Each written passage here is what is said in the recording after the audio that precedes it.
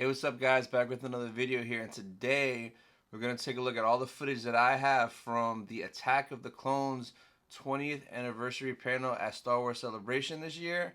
So I didn't realize I had a ton of footage that I recorded there, so I just took all the uncut footage, put it all together so you guys can see it. A lot of cool behind the scenes stuff from Attack of the Clones. So if you're a prequels fan, Attack of the Clones fan, you'll enjoy this video for sure. Seeing Hayden, Ewan, Tamora, Daniel, all the OGs from the prequels just talk about it. Their experience and behind the scenes was definitely amazing to see. So I hope you guys enjoy this video. Let's go.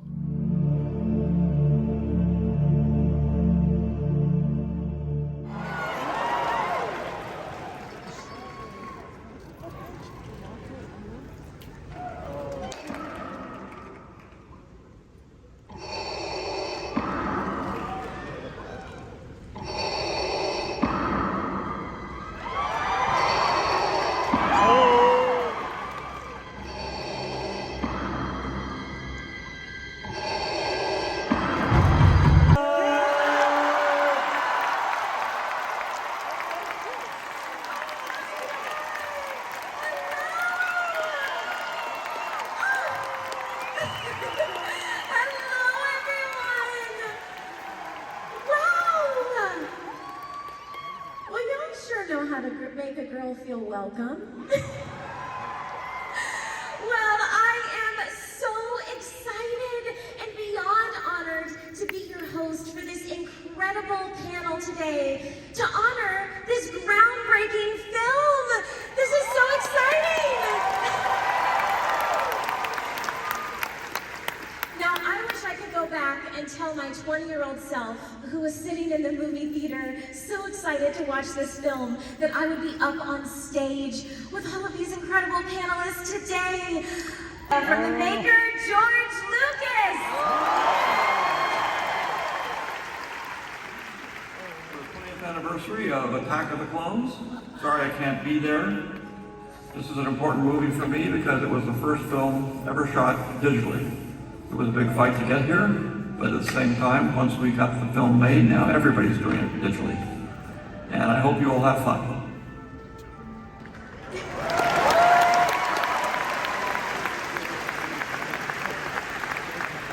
Okay, well, to Anthony Daniels.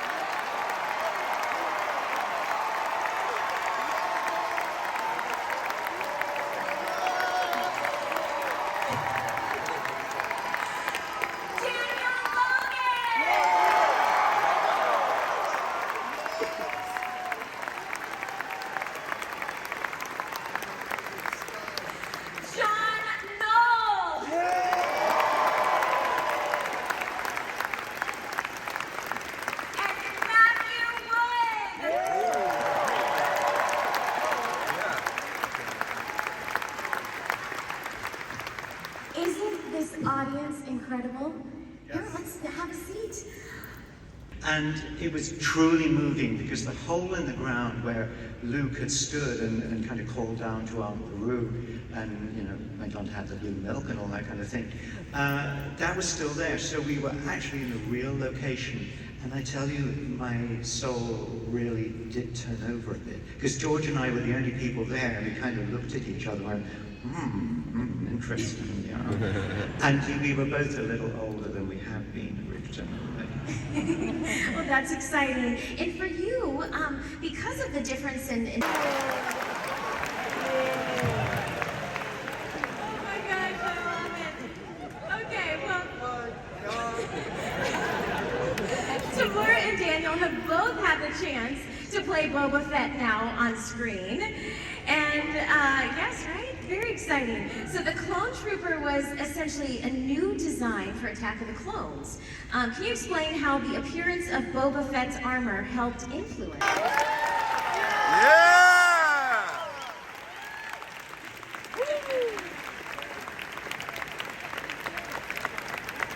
Love it. Okay, Timur Morrison. Yes, I got a funny story. Yeah, I want to hear it. This guy wouldn't stop talking through the whole Attack of the Clones movie. I think he had birdseed for breakfast or something. But we had so much fun, you know, we had to play the father and something. But I remember one scene when Obi-Wan came to visit, check out his army. And I'm doing that Boba Fett, pack your bags, we gotta leave. And I'm looking at the monitor, because George, in New Zealand we don't even have monitors, but George has had this big, huge monitor so I could see the shots.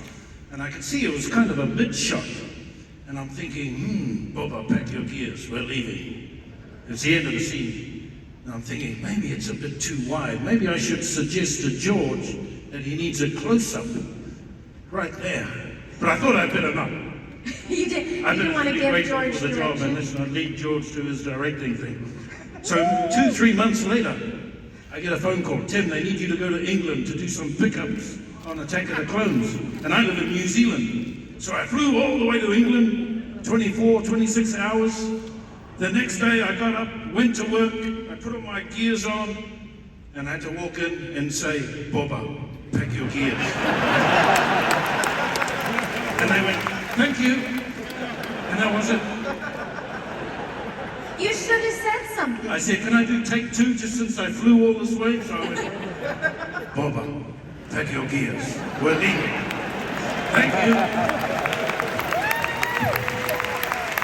But yes, I think Boba's got, he's top of the list anyway for Boba Fett. Mace Windu's top of the list. Assassination list I'm talking about.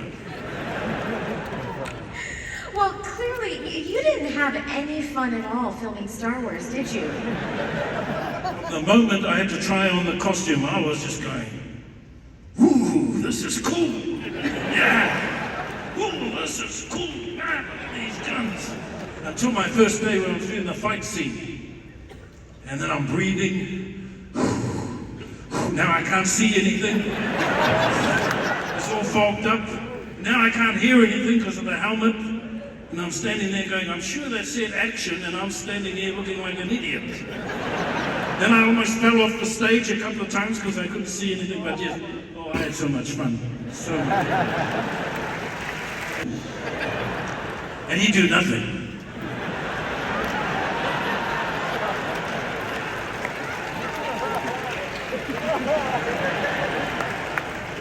Oh my gosh, so who had more fun, you or Daniel?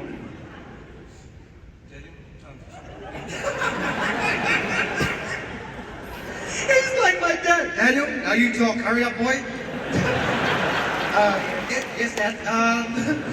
We both had an amazing amount of fun. I mean, we had different funs. When I was around him, I had to behave kindly. And when I got to play off with you, and then it was a different kind of fun. But yeah, it was an amazing time. Lucasfilm is just wonderful. And as you see the type of people you can work with, you can see the type of environment that the workplace would be like, as you know. I still miss my hair. So do I.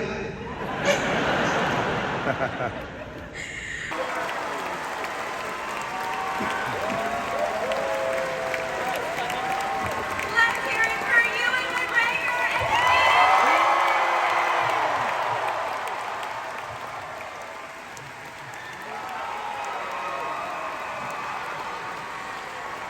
oh my gosh, surprise Memory now.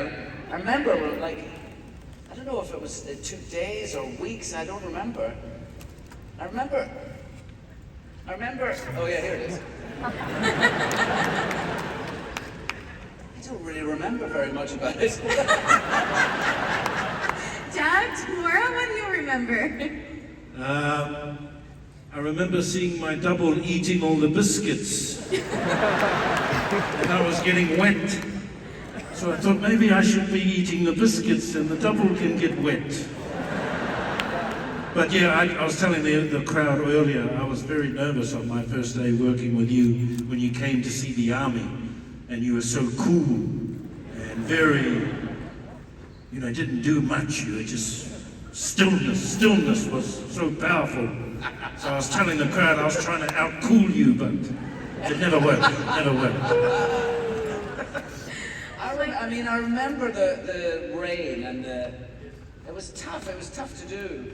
But we had great help. I started working with Nash Edgerton, who's Joel Edgerton's brother. He's a filmmaker now and he's an actor and he's a very good director. But he was a stunt double, and he was my stunt double in Moulin Rouge. And I didn't have many stunts in Moulin Rouge, really. I can't actually remember if there were any, but he was my stunt double in Moulin Rouge. And then because we were in the same studio, and literally we went so over schedule on Moulin Rouge that they came. Have you told that story? No, but you told that story I here. can tell it. I told it, yeah, before. Did you tell it in this room? Not yet, no. Okay. Shall I tell it? Yeah. Yes, we want to hear it. Listen, George, when I come to their door, to the first time I meet you, and you open the door, George wanted you to look sort of suspicious of me, you know? And you were only wee. How old were you when we did that? Yeah, 13. 13. So, you know, we did a few takes, and George was like, wasn't quite, get it more suspicious. And I just leant down to him and I went, when I open the door, act like I've done a terrible fart. and he went, and I said, just try it. So the next take, you know, he opened the door and he looked at me and went,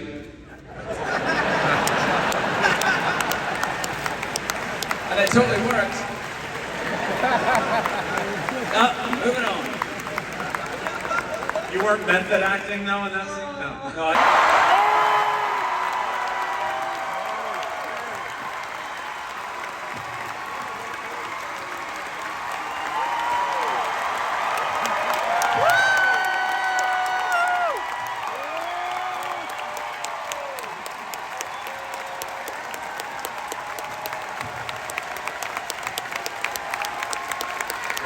Thank you so much. I really appreciate that. I'm taking Tamora's advice to just act cool right now.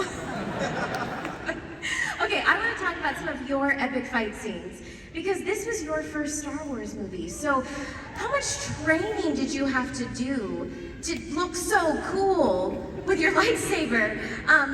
And we recently saw some photos from Vanity Fair of you looking very cool, practicing with your lightsaber. So what training did you do for this film? Yeah, there was quite a bit of lightsaber training, and for me that was always like the most fun. You know, we flew out to Australia where we filmed probably 2 months before we started filming, and we went to Jedi training camp, and it was like the most fun you can imagine. And our amazing stunt coordinator, Nick Gillard, yeah, his contribution to the prequels, just, you know, you can't say enough about it, was just, you know, incredible at what he did, and sort of made it not only fun, but really easy. And you know, these fights are choreographed like elaborate dances, and you just sort of learn where your feet are supposed to go, and you learn it in sections, and you sort of take it bit by bit. But yeah, I mean, that was sort of Yes,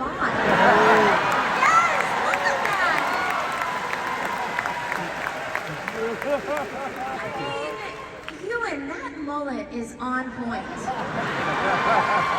And Hayden. People said that I brought the mullet back, you know? I don't think it ever left. Hayden, the rat tail's sexy too. It's. I always like that little Padawan braid.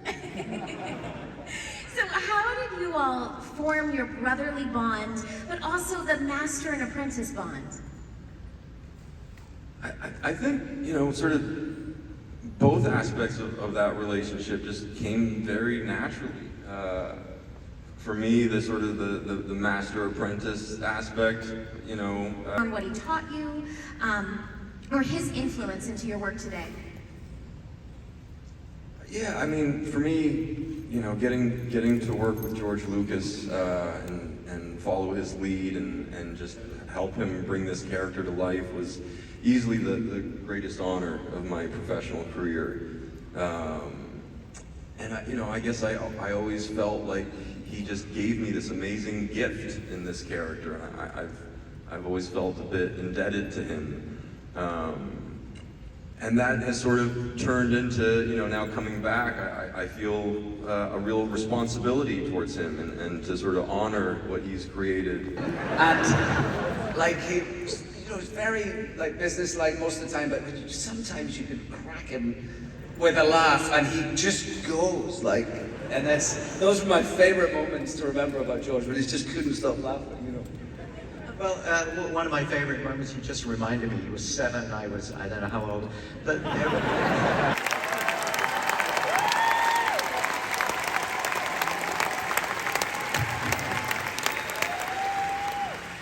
Well, we